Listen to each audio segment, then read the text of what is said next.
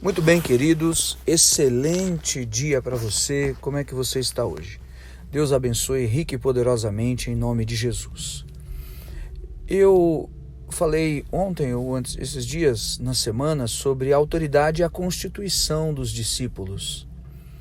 Aquela porção preciosa, de Lucas 10, que os discípulos voltaram felizes pela obra que Deus fez por suas mãos e Jesus via Satanás caindo como um relâmpago. E a grandeza da autoridade, do envio, da fidelidade da sua missão.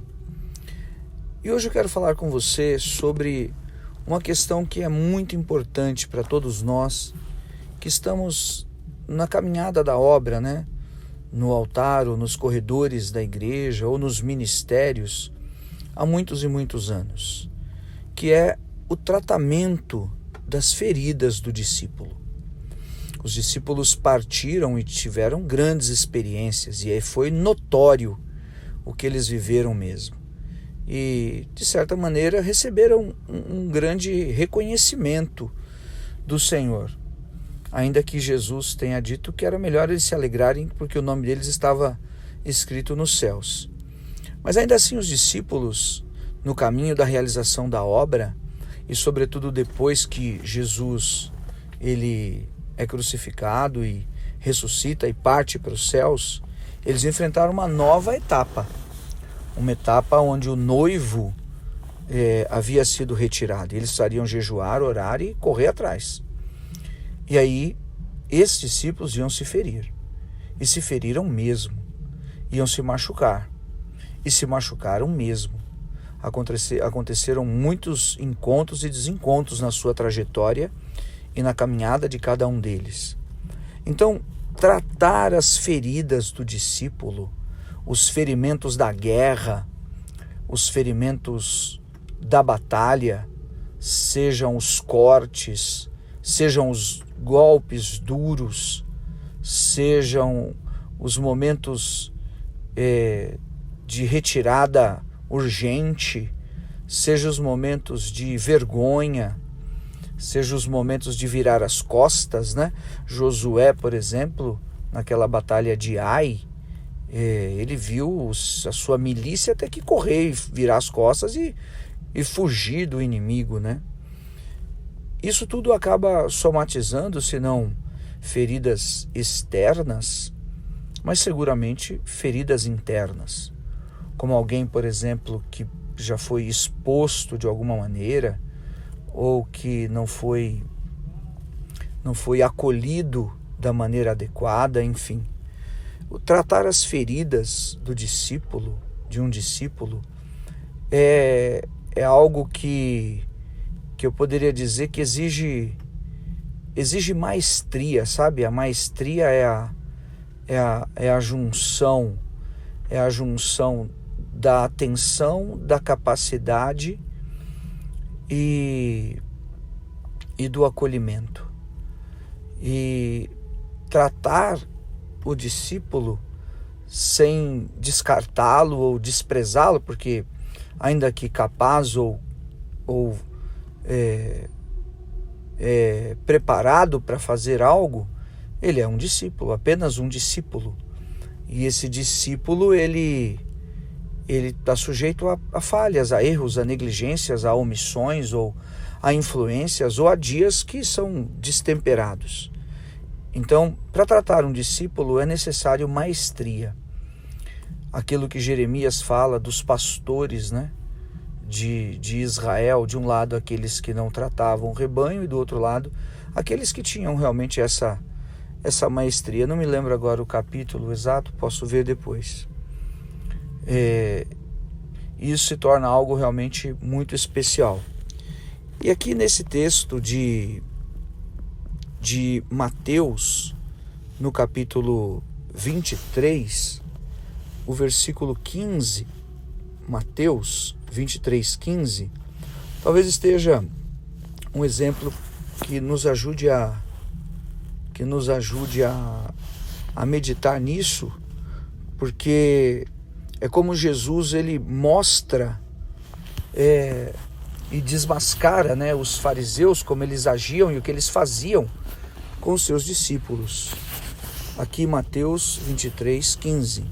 Ai de vós, escribas e fariseus hipócritas, porque rodeais o mar e a terra para fazer um prosélito, e uma vez feito, o tornais filho do inferno 2 vezes mais do que vós. Meu Deus! Né? Vão longe, rodeiam o mar e a terra toda para fazer um prosélito. O que é um prosélito? Prosélito é alguém que muda de religião, nada mais do que isso. Prosélito é um adepto, né? O sinônimo de prosélito é adepto, é aquele que muda de religião. E os judeus, eles faziam prosélito. Nós vemos os judeus em todas as cartas praticamente do apóstolo Paulo, né? Fazendo discípulos ou buscando levar o judaísmo.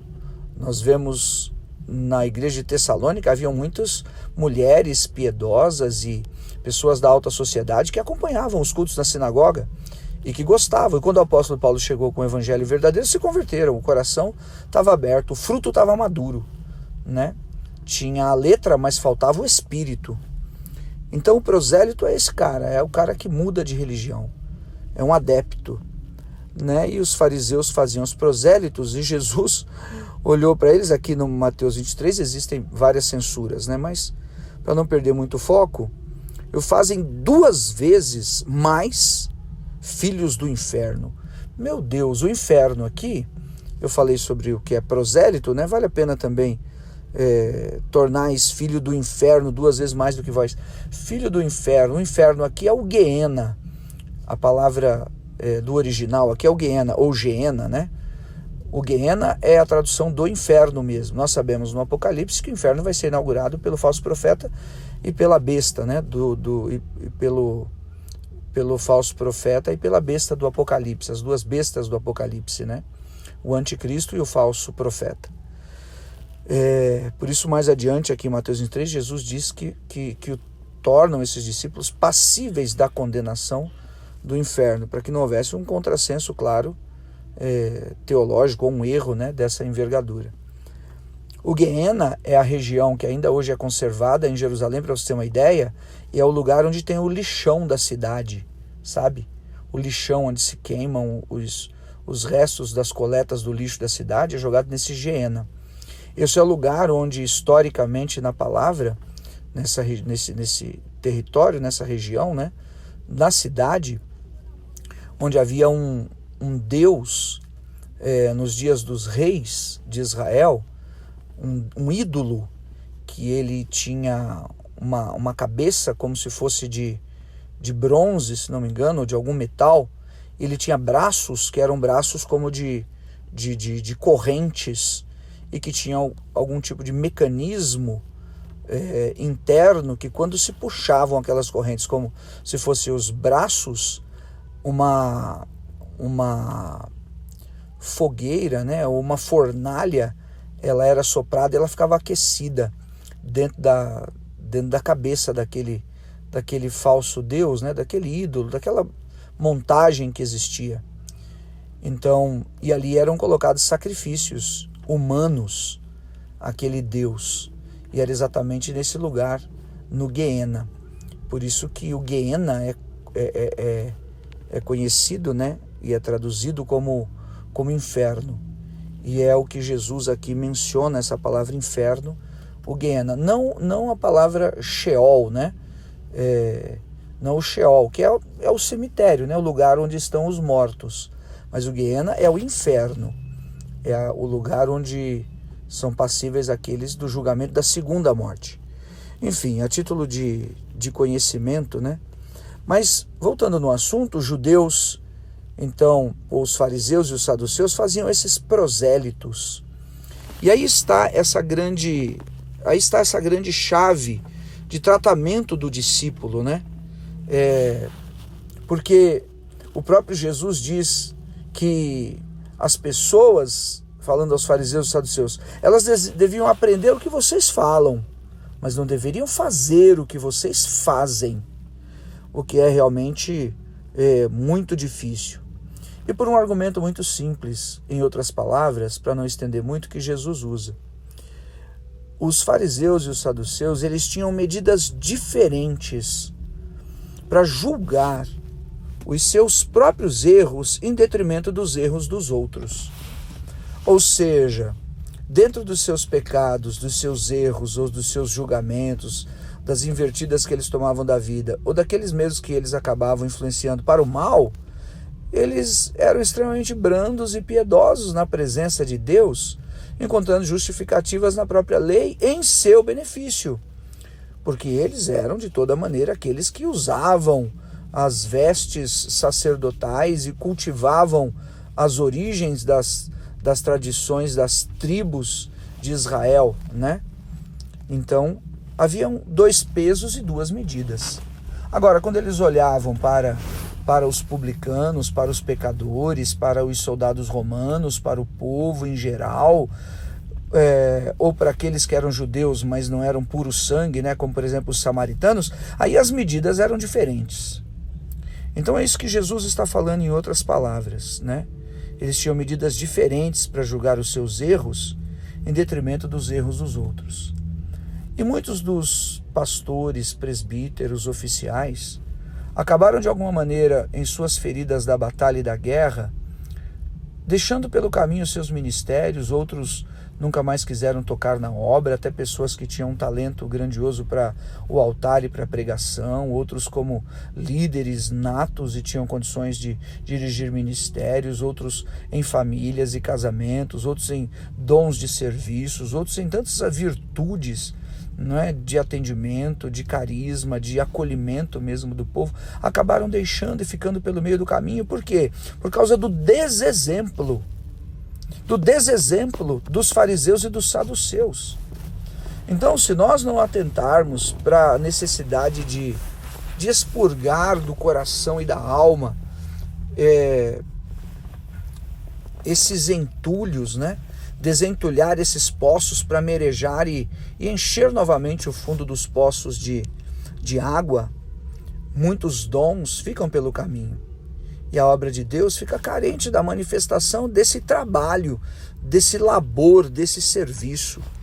E eu não aceito em nome de Jesus. E essa mensagem talvez seja uma iniciativa pequena dentro daquilo que a gente pode fazer. Mas eu creio que não deixa de ser uma iniciativa e a palavra de Deus não volta vazia. E que ela possa tocar os corações onde essa mensagem chegar. Para que você saiba qual o valor realmente de um discípulo. E possa ser tratado em alguma situação que você está se excusando, que você está evitando, que você está deixando de mergulhar em função de olhar para os outros que já foram ou que talvez estão, né? Porque isso não vai te ajudar e isso não vai ajudar a obra. E no fundo, alguém sempre vai fazer, né?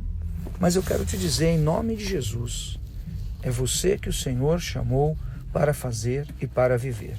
E se você puder repetir comigo, eu acho que seria muito bom. E você dizer mesmo, sabe? Batendo no peito e dizendo, sou eu que o Senhor chamou para viver e para fazer. Eu vou ocupar o meu espaço. Eu vou ocupar o meu espaço. Porque eu não sou um prosélito. Eu não sou um adepto. Eu sou um filho. E o filho, ele tem dignidade. O filho, se ele não é tratado com maestria pelos seus doutrinadores, ele tem a virtude da maestria que vem do próprio Pai, que o ampara em suas mãos, Isso é grandioso demais para nós desperdiçarmos, né? Para nós deixarmos passar assim sem mencionar, sobretudo nessa inspiração desse assunto dos discípulos. E que Deus possa encontrar, o Espírito de Deus possa encontrar realmente no seu caminho essa conexão. E lembranças que eu tenho certeza, em nome de Jesus, estão passando no teu coração. É o carinho, é o zelo do Senhor, para que elas sejam expurgadas. e a gente volte talvez ao primeiro amor. E disso eu quero dizer que experimentaram em grande medida os Gálatas, porque não houve lugar maior onde o apóstolo Paulo se degladiou com a iniciativa dos judeus de desacreditar a obra e fazer prosélitos e buscar adeptos para o Guiena, né? Como na Galácia. E Gálatas 4,17, o apóstolo Paulo, para tratá-los e tirá-los das mãos do lobo devorador, ele diz assim: aqueles que vos obsequiam, ou seja, aqueles que estão requisitando vocês das minhas mãos, né, das mãos do pastor, não fazem sinceramente, mas querem afastar-vos de mim, para que o vosso zelo seja a favor deles, ou seja, querem tirar vocês do caminho do discipulado apostólico e da obra, para que o zelo de vocês e a capacidade de vocês seja para o homem. O 18, é bom ser sempre zeloso pelo bem e não apenas quando eu estou presente convosco. Então o apóstolo Paulo estava dizendo, é porque eu não estou aí que vocês agora vão dar ouvido para qualquer um. Meus filhos, 19, por quem de novo sofre as dores de parto, até ser Cristo formado em vós. Então, ainda que estivessem de uma maneira muito bem encaminhada, eles ainda eram apenas discípulos. Fossem os mais velhos ou os mais novos, eram apenas discípulos. E o discípulo é carente realmente, seja o novo ou o que não é tão novo, seja o experimentado como o que não é tão experimentado. São carentes de zelo, né? São carentes de atenção. São carentes de atenção. E às vezes basta só ouvir. Às vezes basta só ouvir. E o 20 ele encerra dizendo, né? Estou em Gálatas 4:20. Puder eu estar presente agora convosco e falar-vos em outro tom de voz, porque me vejo perplexo a vosso respeito. Ainda assim ele tinha uma indignação com os discípulos, assim, como assim? Vocês estão aquém de gerar o fruto da sua responsabilidade. Queria falar em outro tom. E de fato, esse posicionamento, essa exortação, ela também cabe no nosso meio. E a gente não pode, de maneira alguma, tapar o sol com a peneira, porque já existe uma grande expectativa diferente do próprio Espírito sobre cada um que está aqui. Agora, para concluir, já que eu acabei me estendendo um pouco mais nessa história, eu acho que cabe o conselho e o aprendizado que a gente tem desde o primeiro dia. O que nós precisamos é olhar para Jesus e reciclar ou ressignificar na nossa caminhada o que a gente aprendeu desde sempre. Que Jesus, ele levantou os apóstolos e formou os discípulos com base em um tripé, em um trinômio: palavras, sentimentos e atitudes. Medita nisso. Fica com Deus. Te amo.